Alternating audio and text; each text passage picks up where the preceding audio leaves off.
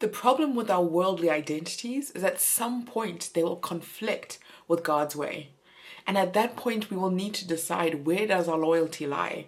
To our identity group or to God? Because the minute we choose our identities over God, we stop being usable vessels for Him. When I say worldly identities, I mean all of the identities that don't matter to God, that the world gave us. You see, God gave us the identity of being salt, a preservative against moral decay, of being light, a pointer back to God for people. But the world gave us other identities like our nationality, our age group, our race, our political party, whatever group that is. And once those identities become more sacred to us than God's truth, we'll start protecting them and start misrepresenting Him. That's exactly what happened to Israel at the end of the book of Judges. It is the reason for the ultimate collapse of God's chosen people.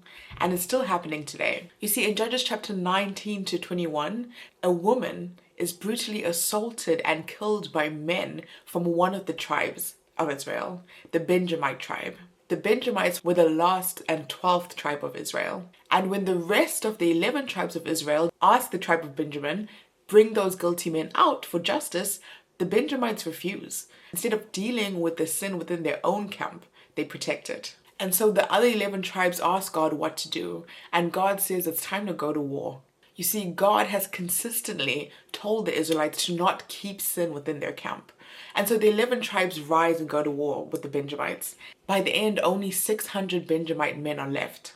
God's justice is almost done. It is until the 11 tribes of Israel start to put their group identity as the 12 tribes of Israel over the instruction of God.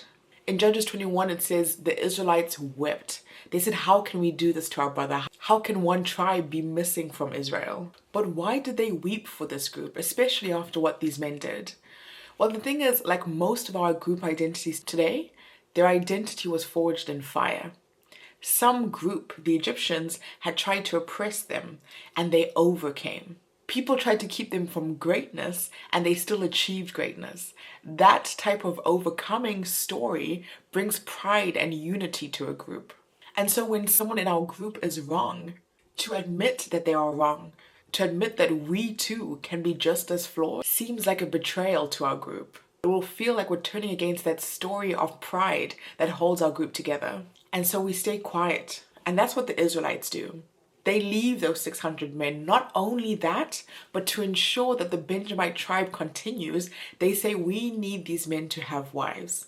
And so they encourage these men to essentially kidnap young unmarried women during a celebration. How did we get here? How did we get from the 11 tribes of Israel standing up for justice for one woman to those same tribes now encouraging guilty men to kidnap many women? This is how insane we look when there are moral issues that we should be unified on, but because the person who is persecuting it comes from our group, we end up defending it. We end up making a way for it. And we still do this today.